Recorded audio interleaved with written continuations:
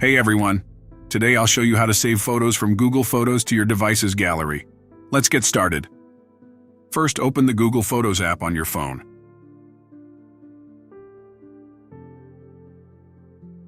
Find and select the photo you want to save.